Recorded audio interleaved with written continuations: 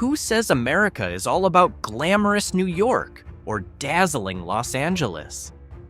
Behind the scenes of this superpower story lie small towns that will make you shake your head in disbelief, not because of scenic beauty, but because of the bitter reality that defines them.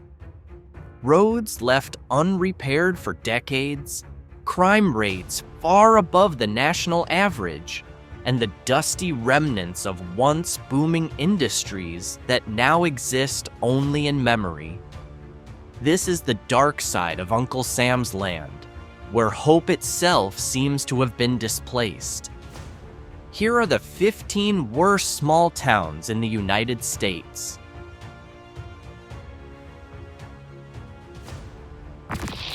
Don't be fooled by the grand name. This Denmark isn't a Nordic fairy tale. It's a tiny town in the heart of Bamberg County, South Carolina, where 355 residents are trying to survive under an unemployment rate of 3.8% and the shadow of poverty that feels almost predestined. Violence isn't the only specter haunting this place. Even though the crime rate reaches 10 incidents per 1,000 people, it's the lack of opportunity that grips the community most tightly. Denmark didn't crumble because of storms or war, but because hope has been eroded over time. Some roadsides are littered with trash, storefronts shuttered for good, and young people packing up to chase better prospects elsewhere.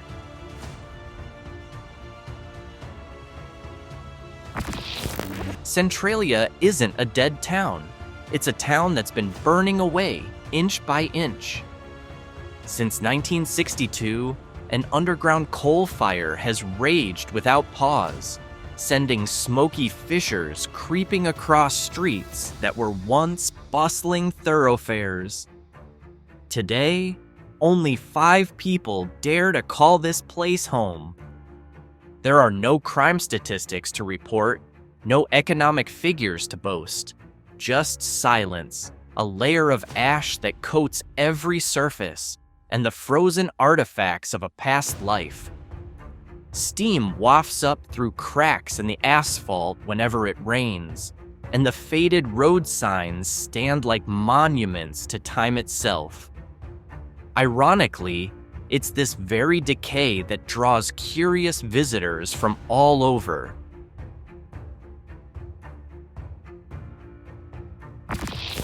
Imagine a town that was once a glamorous getaway, but now exists only as scattered ruins of its former self.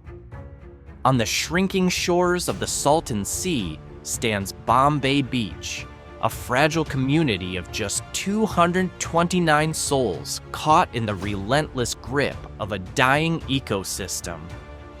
The scorching heat bakes the barren soil, but the more searing reality is economic hardship. Unemployment has soared to 15.7%, ranking among the highest in the nation. What once drew artists, tourists, and dreamers now repels most, leaving an eerie stillness under a blistering sun. There is no bustling crime scene here, only an echoing silence that reverberates through half-collapsed buildings and the rotting wooden pier. The Salton Sea's waters grow ever saltier and more polluted, releasing a suffocating stench of sulfur that hangs heavy in the air and settles in your lungs. Seasonal algae blooms turn the shoreline into a toxic palette of red and green, a constant reminder that the water this town once relied on has become its deadliest adversary.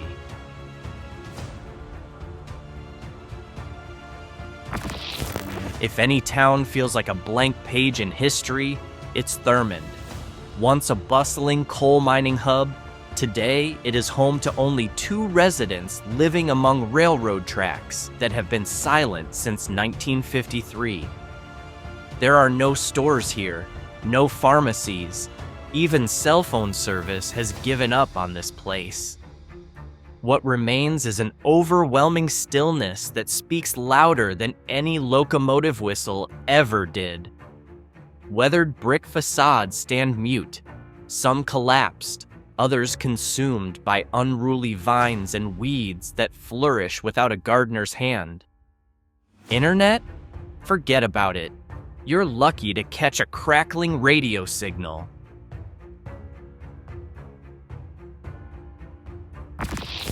In the heart of McDowell County, Gary stands as a shadow of its own past that nobody bothered to sweep away. This small town once depended on coal mines for its lifeblood, but after the machines fell silent, so did the streets. As of 2025, its population has dwindled to 661 people, and unemployment has climbed to 6.8%. Nearly a quarter of residents now live below the poverty line, trapped in houses that sag under the weight of economic decline. Although crime rates remain low, nights in Gary are defined not by safety, but by boredom. There simply isn't anything left to do. Empty homes line cracked sidewalks, and the local health clinic has closed its doors for good, forcing residents to feel like they are merely surviving rather than truly living. Slow internet speeds cut off any hope of remote work. Opportunities drift ever farther away, and for basic medical care, people must drive dozens of miles to the nearest hospital, turning routine appointments into full-day ordeals.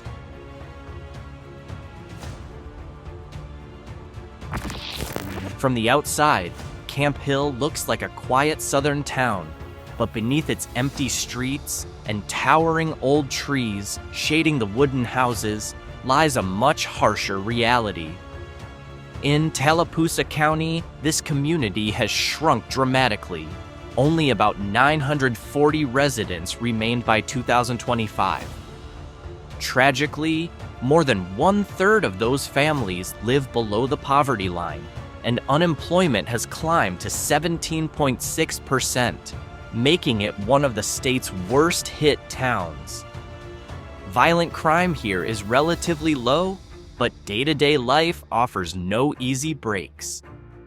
The average household income is barely $30,000 a year, turning simple dreams, like fixing a leaky roof or sending your children to college, into uphill battles. With so little left over after basic bills, many residents find themselves choosing which essential expense to skip, rather than making ends meet.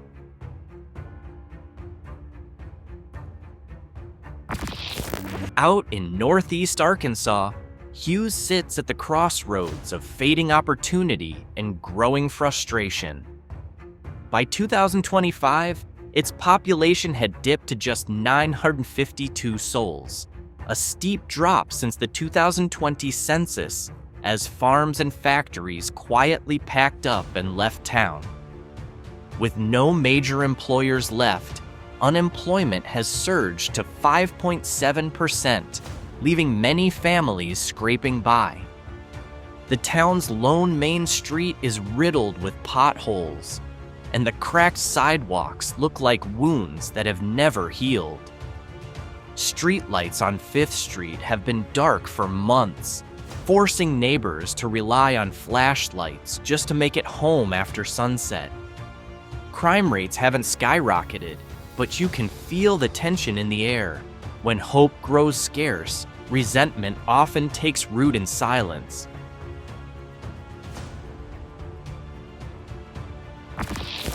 Perched on the outskirts of Detroit along the Detroit River, Ecorse once thrived on heavy industry, but now that same river delivers only a bitter reminder of what's been lost.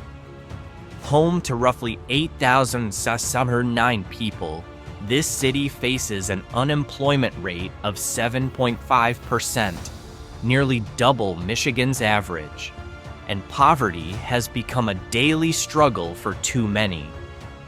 Even more alarming is the crime tally. In 2023, there were 1,185 violent incidents per 100,000 residents, far above national norms. Yet the town's greatest tragedy plays out on the water. Toxic runoff from old plants poisons the river, dead fish float along the shoreline, and rainbow sheens of waste oil glisten under the streetlights. A noxious stench of chemicals drifts into homes each morning and lingers long after dark, serving as a constant reminder that the industries that once built Ecorse have now left a legacy of poison in every breath.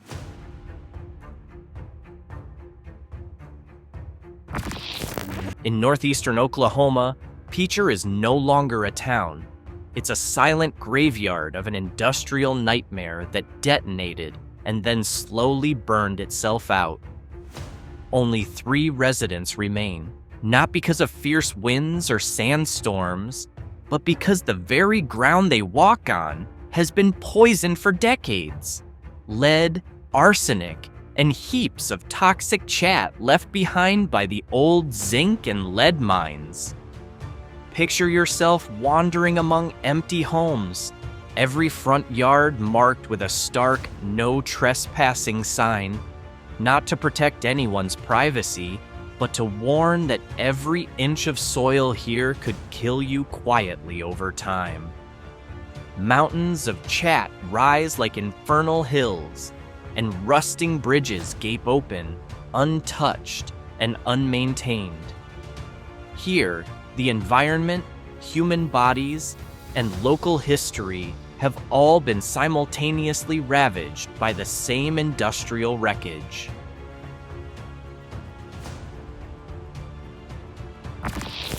On Ohio's eastern border, East Palestine was once a typical small town of around 4,602 people, but everything changed when a train hauling hazardous chemicals derailed in February 2023. It wasn't just the air that became contaminated, but the town's sense of safety. "The smell of sulfur still clings to my clothes every morning," one resident confided, almost in disbelief that the odor lingers more than a year later. Children are warned not to play outside for long. Schools keep their windows sealed tight, and masks are no longer just pandemic gear. The trauma has seeped into the soil like a toxin you can't wash away. Crime rates haven't spiked dramatically, and unemployment hovers around Ohio's steady average of 4.2%. But those aren't the real issues. East Palestine's biggest wound is the fractured trust in the very systems meant to protect it.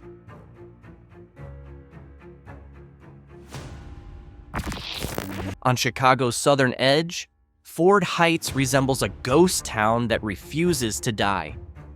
By 2025, its population had dwindled to roughly 1,678 residents, a number that continues to fall. But it's not just people leaving. Unemployment has skyrocketed to 20.4%, 4 times higher than Cook County's average, leaving many staring out of windows at opportunities that have evaporated. Violence follows suit, with 25.7 incidents per 1,000 residents. Ford Heights ranks among Illinois' most dangerous communities.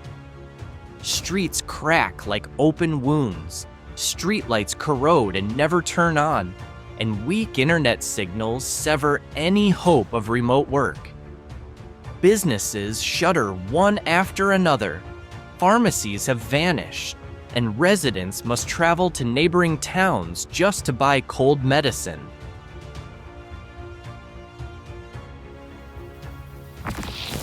In Avoyelles Parish, Bunkie teeters on the edge of its own history.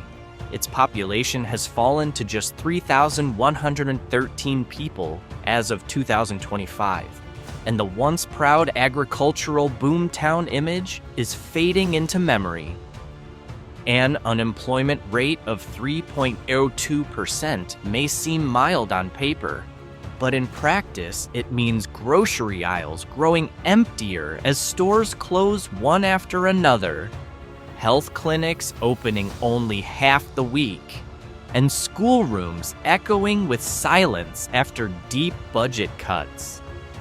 Although the violent crime rate registers 7.98 incidents per 1,000 residents, not exorbitantly high, the real crisis here is a drought of opportunity that weighs heavier than any physical threat.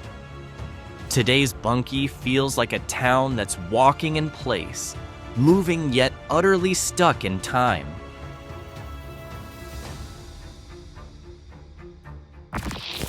Tucked into the dusty expanse of Tabaka County, Fort Sumner isn't just quiet, it feels disconnected from the pulse of modern life.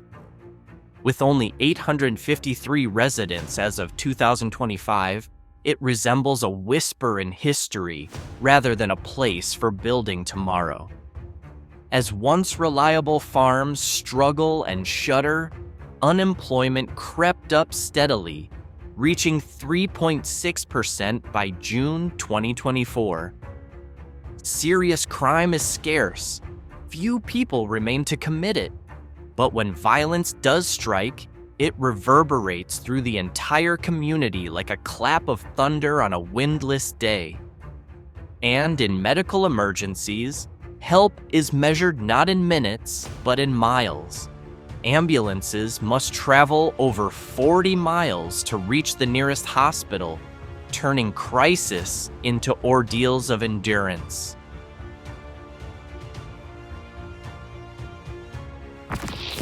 On the wide-open plains of Ellis County, Gage feels like a town that time forgot. Its population dwindled to just 414 people by 2025 and continues to slip away, slowly but surely. Ever since the railroad fell silent and the surrounding farms stopped providing steady work, job opportunities have vanished from view. An unemployment rate of 2.9% may look low on paper, but in a place this small, losing just one grocery or hardware store can mean the loss of the only source of livelihood for an entire family. Violent crime? Barely a blip, just 2.52 incidents per 1,000 residents. Yet, it's precisely this silence that amplifies every emergency. A single ambulance siren is enough to make every neighbor pause and worry. The nearest hospital and pharmacy lie dozens of miles away, turning medical emergencies into races against time. In Gage, the battle isn't against crime, it's against isolation, where every mile without help becomes a test of pure endurance.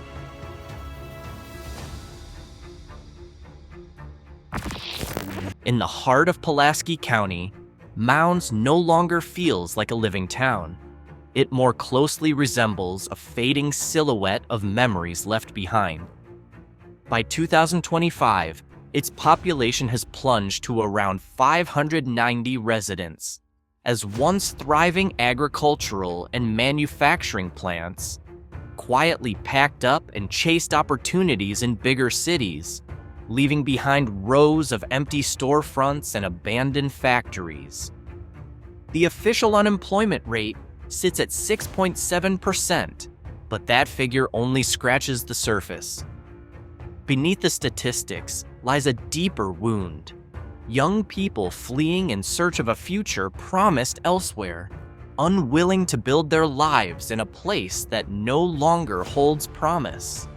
What remains are the elderly aging alone in houses that creak with every gust of wind, streetlights dark for weeks at a time, and pothole-riddled roads that seem never to have a chance at repair. Internet service flickers in and out, an unwelcome guest that arrives briefly before disappearing again. Investors look the other way, and local officials move at a glacial pace. In the end, residents are left to endure a spiral of poverty, worsening health crises, and creeping malnutrition that quietly erodes the once strong social bonds this community relied on.